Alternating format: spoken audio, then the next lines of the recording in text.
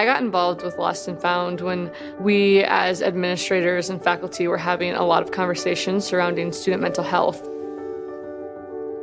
We really noticed a need for a student-led mental health group. Executive leadership are all students, and so it really is students run by the students. Every semester there is something new, so they do a great job of being innovative and supportive.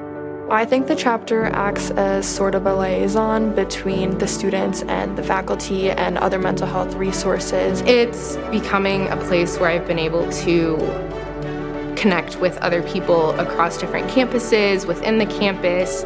So what we do is we have, our meetings where it's an open session for students to, talk about what's going on in their lives, what's going on campus or in the nation as well. But also then we host some fun events to really build, our resilience for self, resilience for others, resilience for community. Our campus chapters are an important part of what we do because they focus in on creating a community and a culture where we can advocate and be more aware of our mental health needs. We're talking about things, we're doing fundraisers, we're connecting with administration and faculty, students, staff. We're trying to be engaged in the day-to-day aspect of it, students' lives. We'll teach you, we will help you in your role to be an advocate, and you could have come in with zero skills and still come out the best advocate that we've ever had.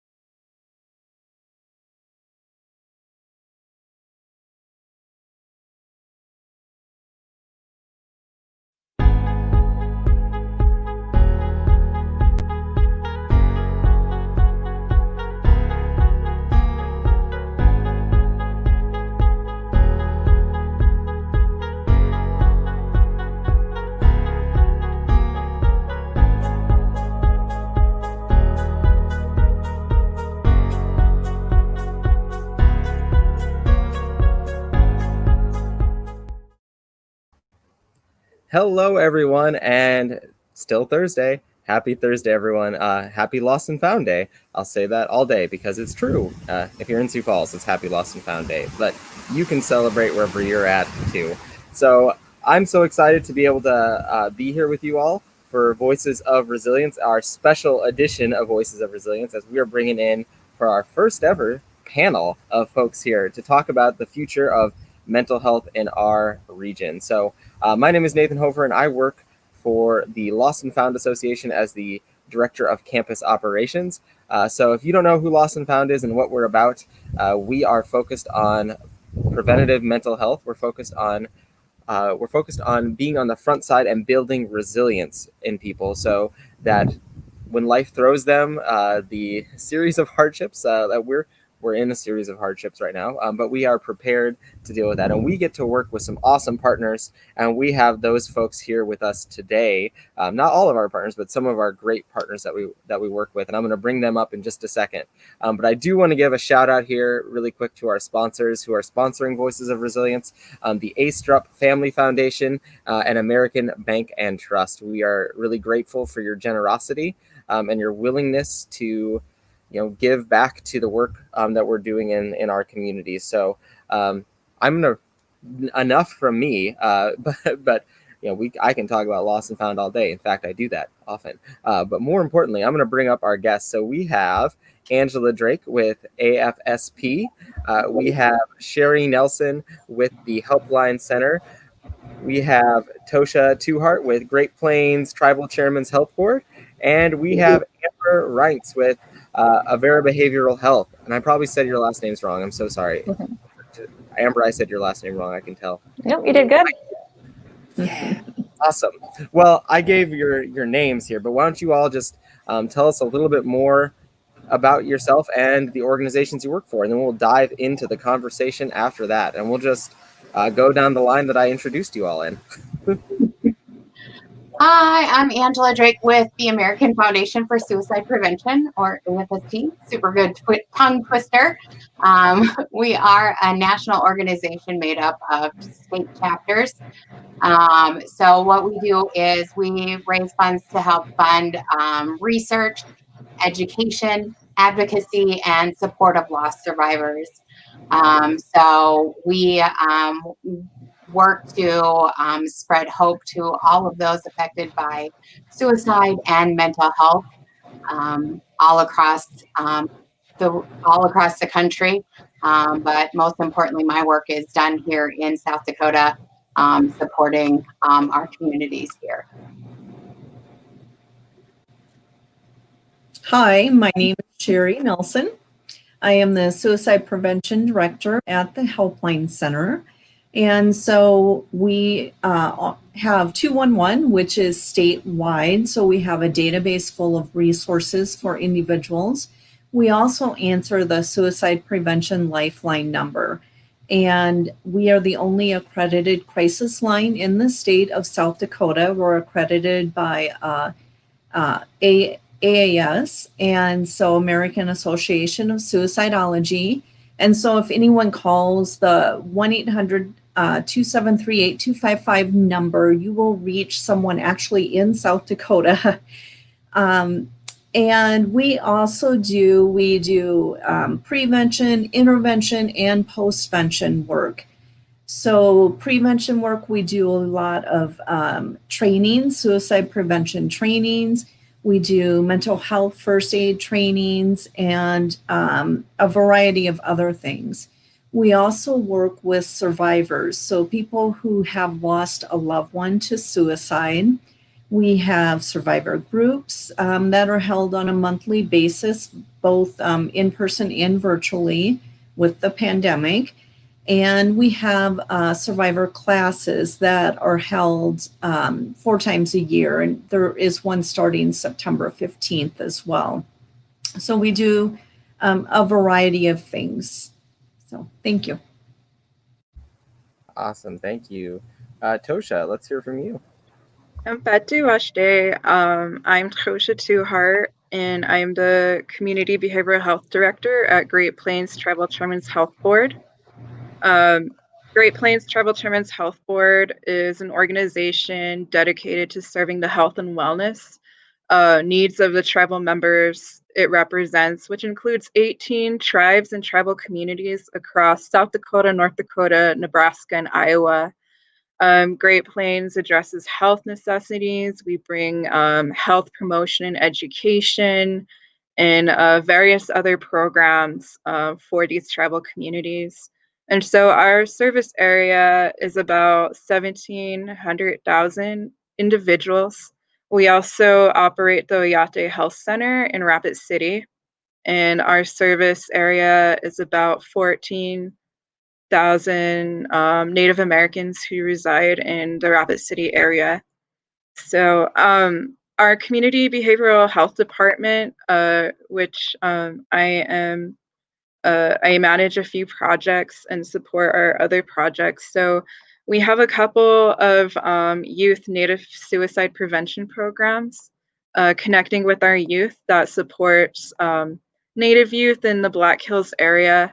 The project provides prevention, post-intervention, and post-vention services to youth and community in Rapid City.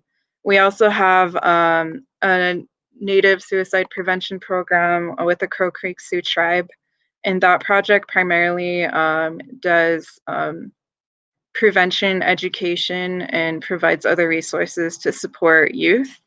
We're starting to do support groups and building capacity for crisis response.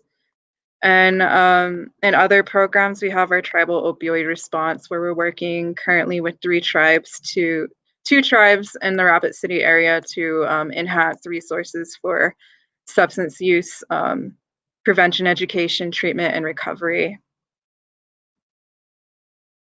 Awesome. And Amber, let's hear from you. I'm Amber Reints, and I'm a clinical program manager at Avera Behavioral Health. Avera continues to work to do what we can to help to meet the mental health needs throughout our community and region. We have a inpatient services that does treat patients, children, adolescents, adults, and then we do have a senior program as well. We do also have a lot of outpatient services, some of them in person and some of them are via telemedicine. We do have a 24/7 assessment program, which again does allow people who are in crisis to walk in at any time and receive a free and confidential assessment. We do also have the Farm and Rural Stress Hotline. That's a partnership with the state and the community mental health centers throughout the state to make sure that we're meeting the needs of the rural population. And then we also do have a very active zero suicide committee, and that committee does partner with other organizations throughout the state to continue to do what we can to reduce suicide throughout the state of South Dakota. Awesome. Well, first off, thank you all for the work you do, and two, for being here with me today. I'm so excited to spend some time with you. And before I dive into some questions, I want to say, anyone watching, I see we have people watching right now. If you have any comments or questions that you'd like to ask these wonderful folks, please put it in the Facebook comments and we will bring it up on screen and we will make sure to get your question asked. We want to make sure, as I say every week on Voices of Resilience, you probably get tired of hearing from me. I don't blame you. But so let's hear from you if you have questions. So feel free to engage with this panel, as this is a unique opportunity to work and connect with some people doing some really awesome things in our community. Which, speaking of our community, before we started this thing, we shared a little video clip of, one of the communities that we work with, which is our, young adult population, specifically in post-secondary. And as we look at that, we know some of the mental health needs for that community. So I'd like to hear from all of you. What are some of the mental health needs that you see in the communities you serve? What are the things that are really on the rise right now? What are the things that you're just, that you're dealing with more often than not, I would say? And you can just, whoever wants to hop in, we'll let it be free flow. I think our biggest need is, making sure that our teachers are getting the education that they need to help our kids. Even more so now, we don't know what that looks like for them. They don't know what that looks like for them. And then as isolated as people are, either choosing to be or needing to be, making sure that they still have some sort of connection. We may have to be socially distancing, but making sure that we're not awesome, completely isolated. I would echo a lot of what Angela just said, and what I would say from specifically the inpatient side right now, what we see is there's just a lot more people that are struggling, and that's really not just within our community. If you look nationally right now on the impact of COVID-19, we continue to see a lot of mental health concerns because of the things that Angela just talked about. There's a lot more isolation, there's a lot more anxiety, there's a lot more unknowns. And so with that, we really see, for example, within the child and adolescent population, where we see a lot of kids struggling, but we also see a lot of parents and family members struggling, sometimes because of the financial concerns that they've had to experience as a result of COVID-19. So we are just certainly seeing a need for more people needing more mental health services. Yes, absolutely. I agree with both Amber and Angela. I know that our calls here at the Helpline Center have greatly increased since COVID started. A lot of people who maybe not even in the past have had mental health issues are struggling with that stress and anxiety and depression right now due to everything surrounding the pandemic. But also those people that are dealing with existing mental health issues. It's really important to keep them connected. And I think that we do have a lot of good resources here in our community to get those people the help that they need. I agree with everyone was saying, and specifically with our Native population, there is definitely a need for more capacity for our Native programs to reach more Native youth, but some of the challenges right now are a lot of people don't know what are the resources for behavioral health, mental health, and not just in terms of counseling, but where can they go to, who could they talk to when after counseling. With our Connecting with Our Youth program, we have navigators who are like mentors, resource referrers, basically helping youth navigate what are the resources out there for them and how do they get signed up, how do they get to those resources, because a lot of times you have to meet the community where they're at. It's not always easy or comfortable to go seeking out resources, and then having more resources out there that are culturally that have cultural humility. Um, a lot of times, that cultural humility or understanding where Native American people are coming from and their current situations that they have to face on a daily basis really helps with that care and being able to understand what their needs are. Awesome. Now I had a question come in, but before I pull that one up here, I wanted to ask, I guess kind of, I don't want to say bluntly, but kind of bluntly. You've talked about, you all kind of touched on isolation and anxiety in this time. So I'm curious, specifically within the young adult population that we're serving, have you seen a significant rise in requests for services or connection as we've started the academic year for higher education, but also, just general, secondary education, things like that. Have you seen an increase in anything there? And if so, what's that looked like? Yeah, actually, some of your Lost and Found chapters have reached out to to me directly, just asking, what does it look like? What programs do you have that we can work with you to get our people together? How can we keep them connected? How can we keep people reaching out to each other so they're not just by themselves? How can we work this? Some middle school and high school teachers have also reached out. What does this look like, and how do we best help our students? Which ones are doing their virtual learning versus in-person learning? How do we keep everyone still connected and do that best for them? And we're learning alongside them, but I mean, the best answer is keep in touch with them. And other communities that I work with is just kind of like sports communities. What I say is, when you have that kid out on injury, do you forget about them the whole time that they're out? No, you're still kind of touching base with them periodically. So kind of treat this the same as kind of what I've been recommending. When your hockey kid's out with a broken arm, you're not just leaving them on the sidelines the whole time. You're still somewhat including them, still checking in with them. So let's keep that kind of mentality. That's kind of how I've been approaching it. Still touch base with them, make sure they're okay from time to time, check in.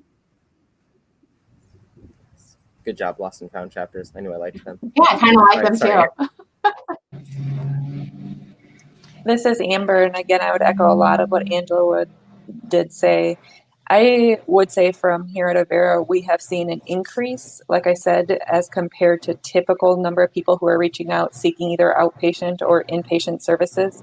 What I would also say, though, is that when we look at national trends, I'm concerned by the number of people who are struggling who haven't reached out for help.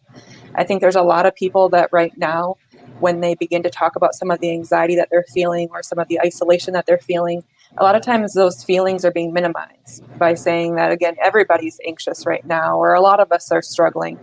But I think there's definitely people out there that it's gone beyond just the discomfort of this and really gotten to a point where it's affecting their ability to function, and they're struggling with relationships or they're struggling academically. And that's what concerns me, is that in this pandemic, in some ways, because we've all experienced a sense of loss or certainly change, I'm concerned by the number of people who maybe feel like their issue hasn't reached a level where they need to reach out for help.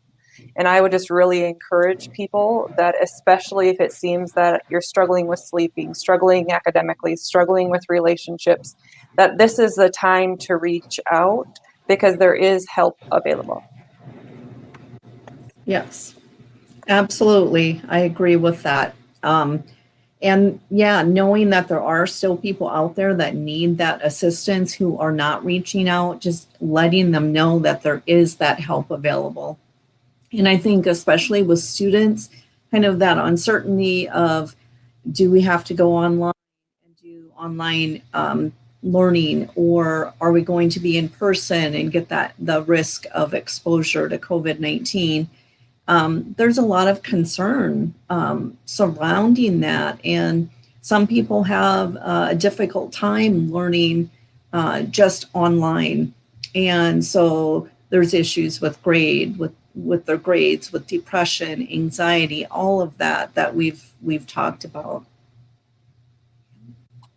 Hey, Sheri, so one of the biggest Yes. questions I get when I talk to people is, if I call 211, what happens? And, are they just going to send people to come and take me away? And that's their biggest fear, right? Yep. Are they just going to come and take me from my family because they think I'm crazy or whatever? So what happens when somebody calls 211 because they're having a rough time, or they're scared, or they're just really anxious? And so what happens if I call 211? Yeah. I'm just having a really rough day and I don't know if I'm okay, but I know I'm not okay. But what happens when I call? Yeah, that is a great question, Angela. I'm glad you brought that up. Because there is that concern. If someone were to call and be in crisis, that we automatically call the police. We do not do that. 74% of the calls that people make who are struggling with suicide, we handle that. We work with that person to make sure that they're safe. We'll do a suicide risk assessment with them and a safety plan with them.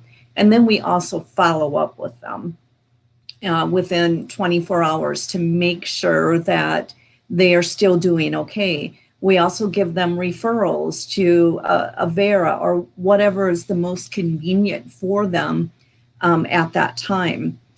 Also, if we get a lot of people that are just, in general, just need to talk. So we have a lot of people call in where we have listening and support, and we just are here for them, to listen to them. And sometimes it's easier to talk about things if it's someone that you don't know, but also know that we have professional staff on the phones 24 hours a day, 7 days a week, that anyone can call. Thank you. Awesome. And then Tosa, what have you seen as the start of the academic year has happened with the different, because you're serving a ton of people. Yeah, and it's hard because I am not directly connected to the schools. I know some schools are just now starting.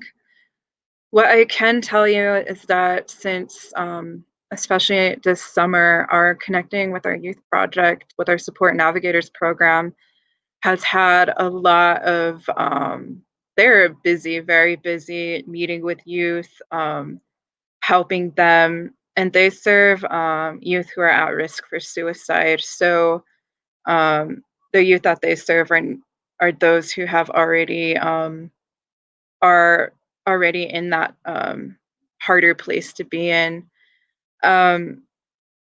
With several of our communities, we've seen an increase in crises in the communities with youth and adults. Whether this is related directly with the academic year starting, I'm not sure. One thing that we're trying to do in Rapid City, or what we are starting, is a Native community response team. so that we can be there when there is crisis in the community, whether it's suicide or other behavioral crises. There's definitely a lot of concerns that we are working to respond to, but again, I'm not in the space of like trends with the school starting. So I hope that's an okay answer. Oh, that's a great answer. No, it's awesome to hear from all of you and your different perspectives, and it really fits in with this question that came in. So this is from Thad Geed. He also is one of the folks who helped put together that super cool video at the front end. So good job, Thad and Pin. But Thad asks, what have been some of the best or most valuable collaborations that you've experienced? And I know an aspect like mental health perseverance and suicide prevention is a group effort with a diversity of services. Where have rewarding collaborations taken place, and where is there an opportunity for more? So I will pull this down because it's taken up a lot of our screen. Thad, how insensitive. And then I'll let you all start answering. I can start. I think we have wonderful collaboration with the colleges in South Dakota, and working with, just all of us on this panel, colleges are working with. And so that's great to make sure that they have those resources available to them. Another thing, and of course, like I said, we have a database full of information. So we oftentimes are referring people to get the help that they need, and vice versa. So, having that collaboration and surrounding people with the support that they need is vital when we're talking about mental illness and suicide. It's just not one person can do this alone. It takes a team of people. And we have a suicide prevention task force. And in that task force, we have a lot of different members throughout the community that we come together and we work on suicide prevention in our community. Just last week, we went out to visit the gun shops to educate them on suicide prevention and what to look out for. Angela can speak to this. She is a part of the task force. So we have a lot of mental health aspects to the task force, mental health collaborators, law enforcement, churches, and colleges to help with looking at suicide prevention and mental health. I'll let someone else talk now.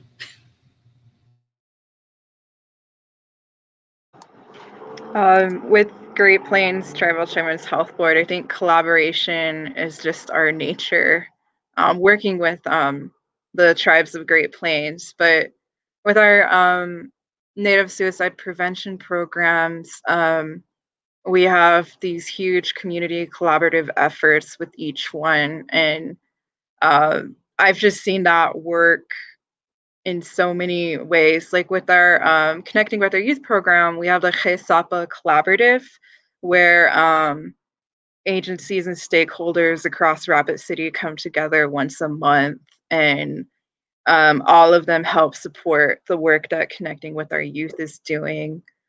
And then with our Native Connections program and with the Crow Creek Sioux Tribe, we're working closely with the Crow Creek Sioux tribal schools and the Fort Thompson IHS to constantly see where are the gaps in resources and what can we do to support that. For example, learning from Fort Thompson IHS that our youth who have behavioral health appointments have a high no-show rate. So one of the things that we're able to do is provide transportation to youth or help them get connected to their telehealth appointments. So we are trying to do what we can to reduce those barriers to get services. And so, and then we're continuing to collaborate with other community partners in how we can enhance the services that are already available.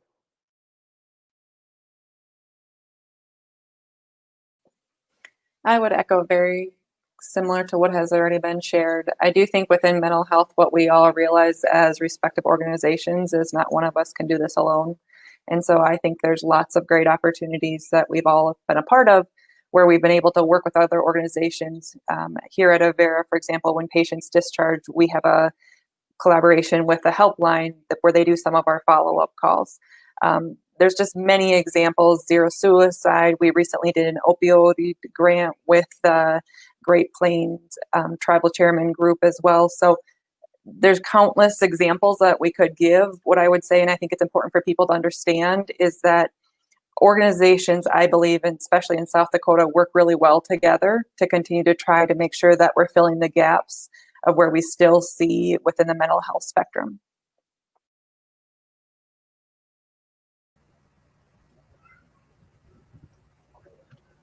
So yeah, being part of, the coalition with the Helpline, with the VA, also, and then I'm able to, as part of the national organization with AFSP, tap into different communities throughout the country and what they're doing and what's working there, as well. So getting different ideas from everywhere of different opportunities to bring into our communities as well. Just picking up things, our hope signs that we're putting in everybody's yards. If you've not seen them yet and you want one, let me know. But they've been super powerful to have around, just reminding people how to reach out. Just little things that we can do is just to keep suicide prevention and hope everywhere. So, being able to collaborate gets everybody somewhere. It's not one person's job, it's all of our jobs, to keep people safe and to keep spreading hope everywhere we can go. I agree. And, I love being able to collaborate with all your organizations as well. It's been, I feel like, as I say often, Lost and Found, we are oftentimes we're just the connectors, we're the bridge, and we get to get people from one point to another to where they get the help they need. And working with all of you is definitely a blessing. And I'm not the only one who thinks that. Ann Kelly here says this is a wonderful group doing great work. And I think that's awesome. And also, Nick has a kind of a follow-up question for you, Sheri. When you were visiting gun shops, were they receptive to learning and advocating to their customers about that? That's a wonderful question. Thanks for asking, Nick. Yeah, that's a great question. I felt for the most part that people were receptive and asked us lots of questions, and we really engaged in that conversation and, wanted to learn more and wanted to help any way that they can. And so we're going to also do follow-up with them to give everyone at their gun shops, all of the employees there, to give them additional training and working with them in that way as well. Love that. That is excellent. Moving right along though, I wish we had, I know no one would watch a 3-hour video, but man, we should just keep it going, rest of the day till 6 o'clock. It's just going to be us in here. Sorry, Heidi in the background, you got to hang out. But, I do want to know, what are some of the challenges that you and your organization are really facing internally that you're seeing moving forward, but also what are those challenges that you're seeing in the community, and do you have ways to meet some of those that are new or different or the same, but we want to learn more about them?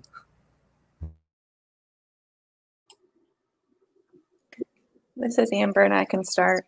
What I would say that I see as a big struggle still is just helping people to understand what resources are available.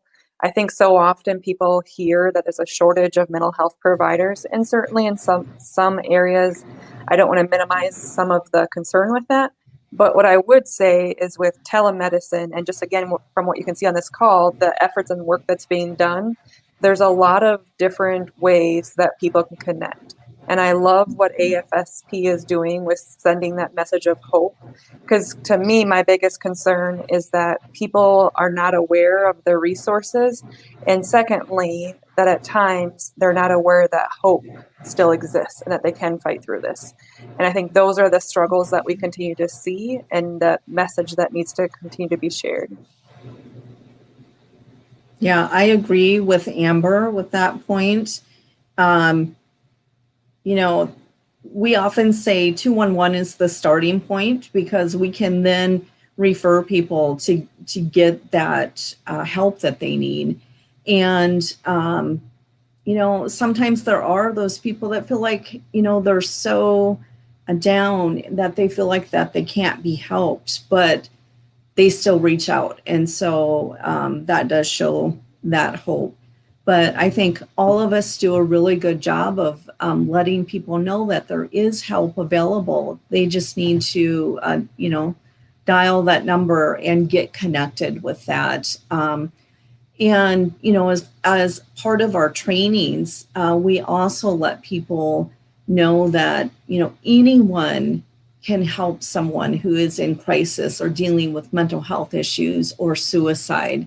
It's just having that conversation with them, knowing those warning signs, and letting them know that there is hope and there is help out there and available for them. You know, often when I'm teaching a class or giving a presentation, I ask the question, you know, raise your hand if you would take a friend to get help. Right? And everyone in the room raises their hand if they would feel comfortable to take a friend in to get mental health care. No problem. They'll march their friend right in, not think twice.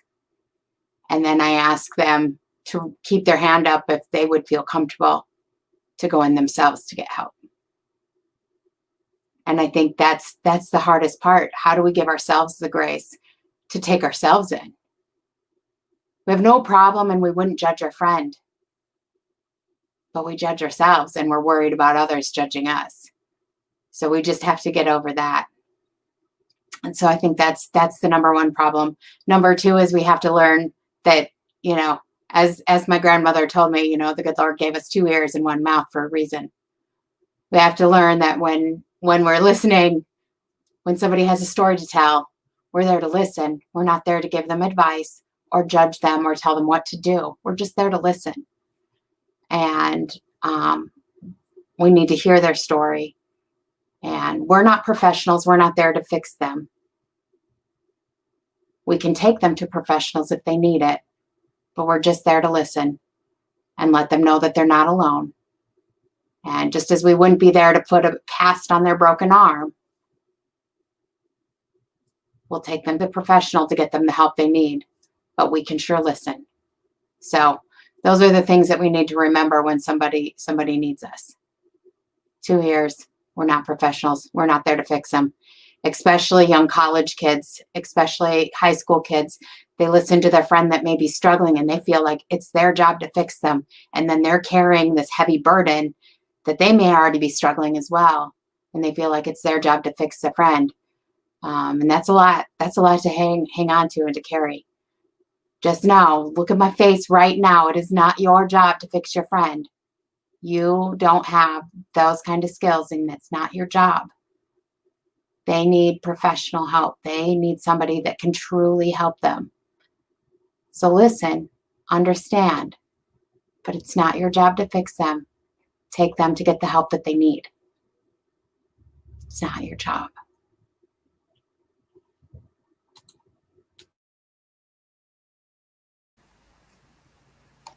I think there's a few challenges right now. One of the biggest challenges that comes to mind is social distancing while being able to provide programming and direct services. I think one thing we've seen is that the virtual connections aren't always going to be the best connection for those who are struggling. A lot of times they need that face-to-face, and it's hard.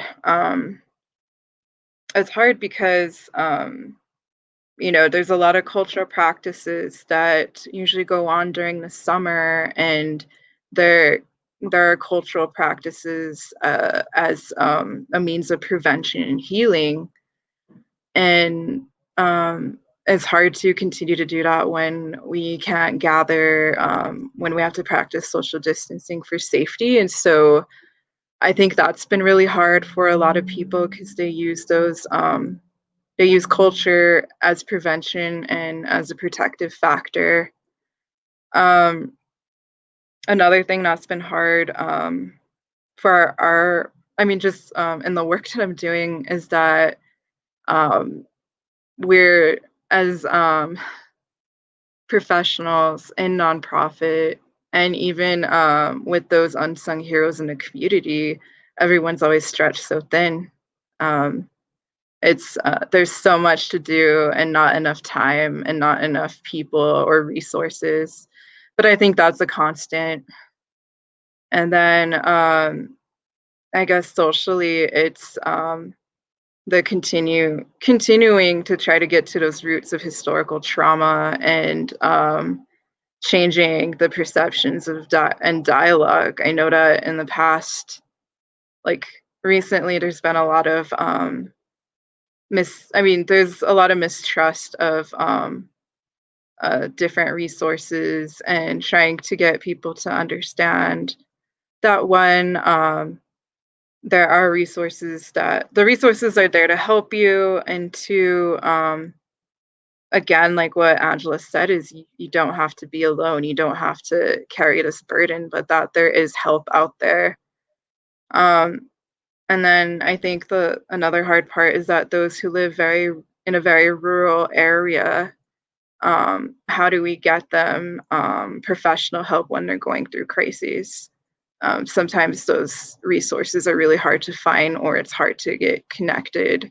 Thankfully, we have the helpline and those resources, but again, having that personal face-to-face someone to make sure that you're okay and understand how to help and not judge is really important. So just getting more education and resources out there to bridge those gaps. Yeah, that's the thing, isn't it? Right now, too. My wife and I were talking just the other day about, like, can you imagine going through a global pandemic? Like 15 years ago, even, just how isolating that would be, but still how isolating it is to just, this is the depth of most of our interactions right here, and how hard that is. So it's just it's a 2020 is a weird year. We'll just say that and leave it at that.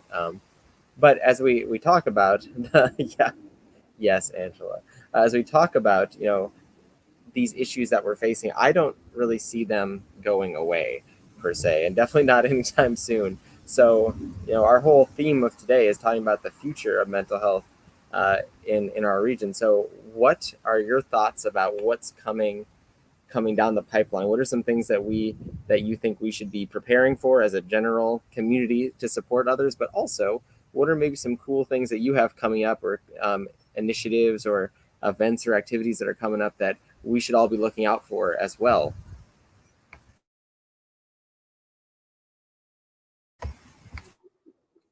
Well, it is Suicide Prevention Month, so I think we all probably have a lot going on. Suicide Prevention Week is coming up next week, so we have a lot of social media stuff happening. A lot of activities going on there. I know I have some stuff planned with Lost&Found groups. Yay. We also have our walks here in South Dakota. We have 2 of them happening, actually social distancing in person and also with some virtual components. So whatever your comfort level is there, Huron and Sioux Falls are happening in person with virtual components. Aberdeen will be just virtual. So watch for that this year.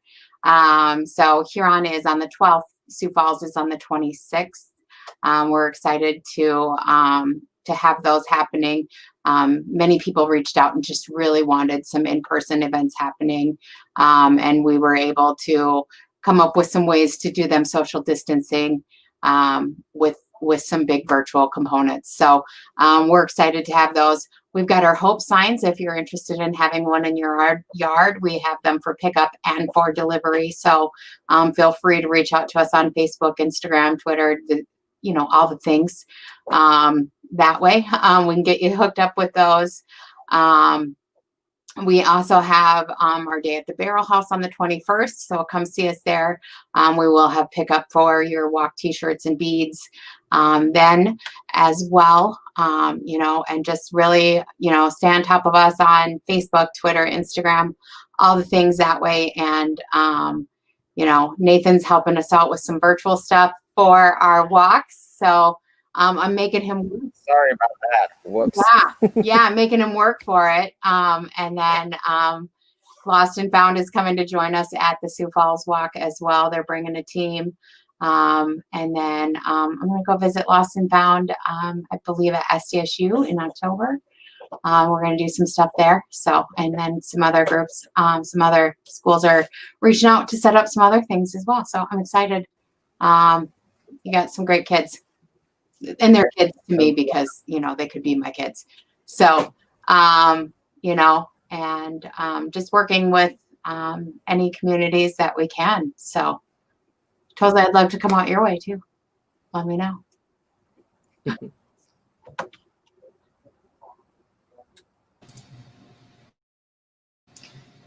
Well, the Helpline Center has a lot of different things going on for Suicide Prevention Week.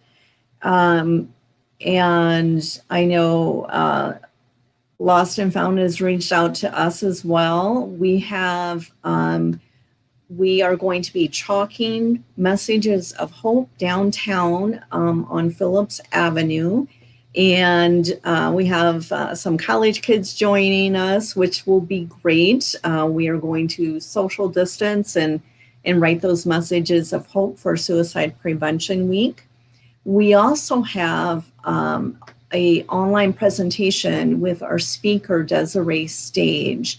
And that presentation will be on World Suicide Prevention Day on September 10th from 7 to 8. And it is a free event, but we do need people to register for that. Desiree has lived experience that she will be talking about. So she also has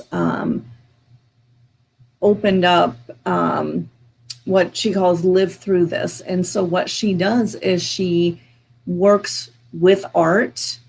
She is a photographer and helps to share the story of people who have attempted suicide and gives them a voice. And so she's going to be talking about that. It's going to be a great event. So you can go to Helpline Center website and register for that. So we have space available for everyone since it is online. We will also be having hope stickers that a lot of different businesses throughout Sioux Falls area, especially, such as Flyboy Donuts, Scooters, Avera Pharmacy, Lewis Pharmacy. So they are going to put those stickers on their cups of coffee or on merchandise on their bags. Just to make people aware that it is Suicide Prevention Week and there is hope out there and available to them. So we encourage everyone, if you go and get a cup of coffee, go ahead and send us a snapshot with the hope sticker and include Helpline Center in that. So. And just real quick, first off, Sheri, you shouldn't have. Why do you let Wendy have a computer? I just can't let her have And but there you go. She did share the event link in there, and I also tossed in the link to your event, helplinecenter.org/live through this. So, Wendy, I know you're out there. You stop it right now. Okay, sorry. Thank you. This is Amber at Avera. A couple of the different initiatives that we're focusing on, and I mentioned just our concern for children and adolescents right now. So, and the teachers in the school system. So, starting in October, we'll be launching our Friday Forum series again, which is actually educational series throughout that we offer throughout the region for people to be able to log in. Of course, this year with the pandemic, it will all be virtually, which we're actually excited about because we feel like hopefully it will be able to bring in more people as well. The second thing that we'll be also doing is last year we collaborated with Children's Home Society and developed a book, A New Norm. And we went into about 100 different schools throughout the region last year and then had to go on pause because of the pandemic. But we're going to go out and begin that tour again. So Tom and Tammy Roberts have done an amazing job of going out and sharing that book. But the reason why we really want to make sure that we're out right now is we think that book is a really good tie-in to just what some of the kids are maybe experiencing with COVID-19. So we'll be starting the tour with that book again here starting in October. With Great Plains Tribal Chairman's Health Board, we are doing a campaign for the month of September. Staff have volunteered to make yard signs of hope, so personalized messages of encouraging words, and those will be at staff's houses here in Rapid City, hoping, well, it's kind of like injecting those personal messages so that people driving around can see them. We're also creating some videos with messages of love to those out there, and those are being created by, or those are being filmed by community members and our staff. And then we're also going to be posting some resources on our Facebook. Please follow our Facebook as we have another virtual workshop regarding trauma and equine therapy coming up. And then later on in a month, we're going to be doing a film workshop for primarily the youth in Crow Creek, but all are invited to attend so that they'll be able to create their own PSAs and messages to their community.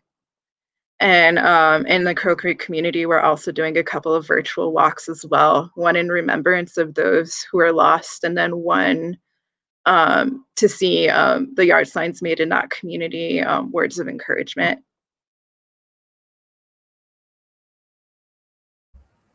That is awesome. Obviously, you saw, if you didn't see Angela, she got real pumped about that. The messages for hope. I want to, we're kind of nearing the end of our time together here, but I wanted to say, for Lost and Found, we're going to share some of our vision for the future tonight at 6. But I will say one thing very bluntly, and that I see the future of mental health as being very collaborative. And this panel in and of itself shows that we're not alone in that, and that you, if you're watching, that you are not alone either. So we want to make sure that we are working together. We are in this space. This is a problem. This is an issue that we all are invested in, is meant in the mental health and well-being of others, and focusing in on suicide prevention and mitigating self-harm. So this is one thing I can say, is that I think we are definitely moving towards more collaboration, more teamwork, more things that are moving forward together. And with that note, that's something I'm excited about. I look forward to it. So as we end our time here, I want to ask you all one last question to share. Well, it's a two-parter, so it's a 1-2 questions, 7 questions. So I'd love for you to just share something that that's giving you a lot of hope and optimism for the future, but also we talk about resilience here. So maybe anything that you have to say to someone to give them some tips or tricks to be more resilient. As like I said, we're in a weird time of being, but we're all experiencing it together, and we all need to learn how to be even more resilient than we ever imagined. So those are my 2 questions: hope, resilience. Whoever wants to start. I'll start. I think that there is the thing that gives me hope is knowing through this panel, you can see that there is a lot of help available to people.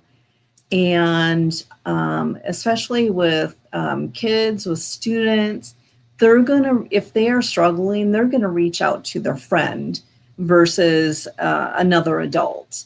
And so I know that we have gone into the colleges and helped them, as well as Angela and everyone here, help them to recognize those warning signs and how to help someone in a crisis and where to get that help and take them for help. So just knowing that there is that help available out there for everyone gives me hope. And knowing that recovery is possible for people dealing with mental health.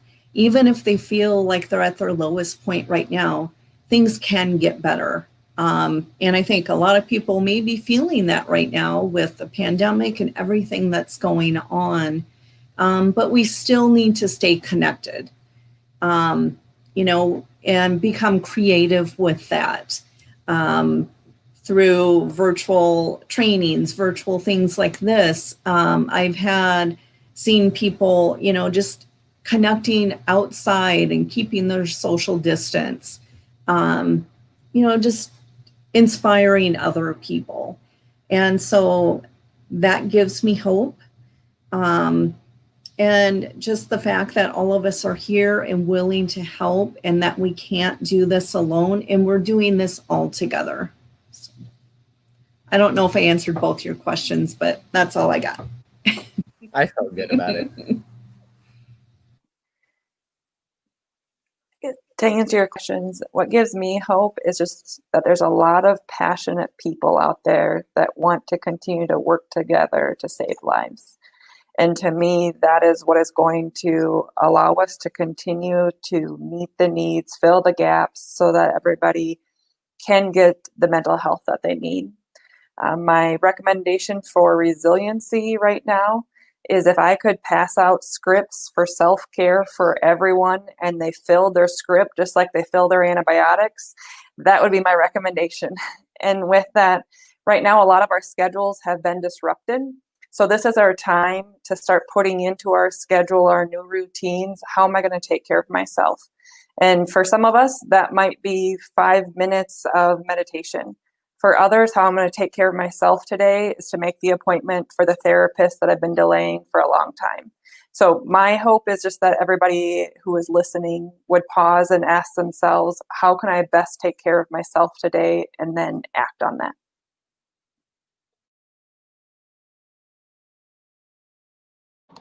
I think what is always really inspiring and what makes me hopeful is just everywhere there are those passionate people who would dedicate their lives to this work, especially those grassroots leaders.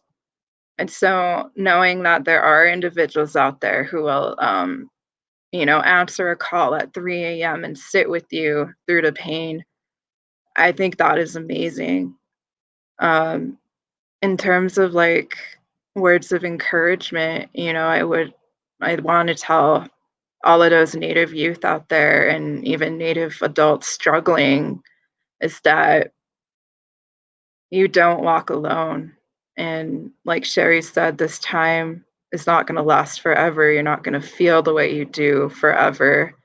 Just keep fighting and moving forward, and don't stop until you get the help you need.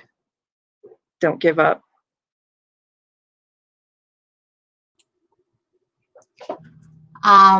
My message of hope is, no matter where you're at, no matter where you're sitting today, doesn't mean that that's where you are forever. There's always hope, no matter how little it is today. It can grow. It always grows. It's like a seed, and that manure on the farm is real. And no matter how much of that manure you're going through today, that little seed of hope that you're planting is going to get bigger. We come from a community of a lot of farmers, a lot of Doesn't mean you have to pull your boots on every day, and doesn't mean you have to pull them up harder. But the S we're going through is gonna fertilize that seed, and that hope's gonna grow. So we're gonna come out of this a lot stronger. And like Amber said, we're gonna rebuild out of this, and so the habits that we're putting in to take care of ourselves need to start now. Few of us break promises to everyone else out there. How many promises to ourselves do we break? That's something that I started, is to take a look at the promises I make myself, and how many of those do I break? I broke a lot of promises to myself, but I rarely break promises to anyone else. So I took a step back and started looking at the promises I make myself to take care of myself too. So I'm careful about the promises I make myself now, and I put those are pretty serious promises too. So make sure you're taking care of yourself, because we put our oxygen mask on first.